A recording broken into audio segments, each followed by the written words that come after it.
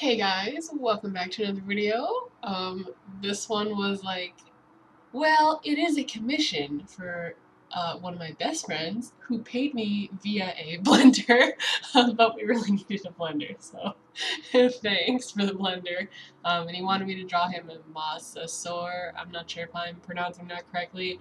Um, and he asked me what media I wanted to do, and I hadn't even thought about it because like we met, obviously, like we met over the internet and all this crap, and like we're going to see him again, and like I wanted to give him something, but like what am I supposed to give him? Like, I don't know.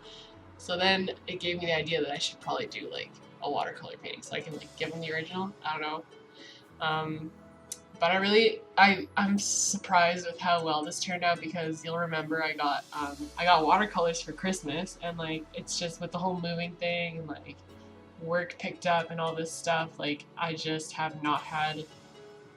didn't feel like whipping all the paint out, you know, like I just wanted to pull this antique out and get going, because like obviously like you need to like take a second to set everything up if you're gonna like paint with watercolor, and like you have to wait for your layers to dry and all that stuff, which you guys don't have to watch because I cut it all out. Um, so it was like, I don't know, and plus like I just got them, so I'm not really super familiar with how they work. I'm just used to like shitty watercolors, so yeah. But so I'm surprised it turned out so well. I don't know if it's just because the paint's more high quality, so it's like better. Um, I just, I don't know. I really, as you can see, like I drew it in Photoshop first so that I could get all the proportions right, because I just feel like when you're drawing a dinosaur, you should probably like pay attention to anatomy. So I just wanted it to have like a solid build.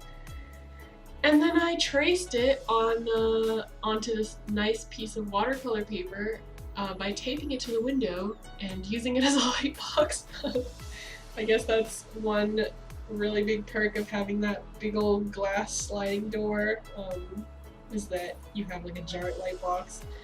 So I was able to like center it like perfectly, get the proportions right without like scribbling all over everything, because that's another thing. Like you can't erase too much on that paper. I'm sure there's like probably footage of me erasing, but like it will like eat the paper if you do that.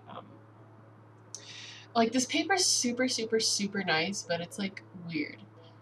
It's like handmade, like rice paper or something. I don't remember. I got it in Arizona like years and years ago. Like I love this paper, but you have to be careful. Like you really have to get your tape to like not be too sticky, or else it will rip the top layer off. And like if you erase too much, it will eat the paper, and like that portion won't have the same texture as the rest. So you just like you have to be very like deliberate when you're using this.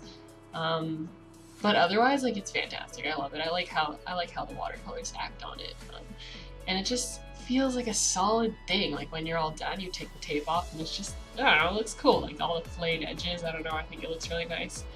I bet it's nice if you frame it, like, and you let the edges show. You know, you don't hide them. You gotta let them show.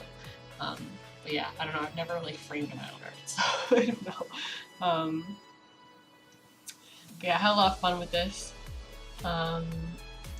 I took, like at first when I was doing the stripes, because, you know, it's a dinosaur, like no one knows what color he was or whatever, so I was like, of course everyone was making them blue on like Google Images, and like some of them had white stripes, and some of them had like black stripes, and I wanted to do like, I mixed some color, and then like the way I mixed it, I guess I should have shown it in the video, but like I had like a part that was really full of pigment and like a part that was more watery.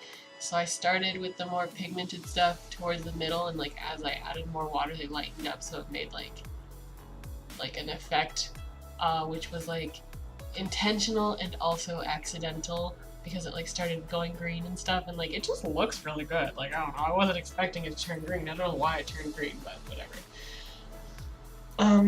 But it was like a lot of like, oh my god, I think I fucked up, but then it turned out nice, so you know, I'll take it. But overall, I'm really happy with this. I feel okay accepting a blender for it.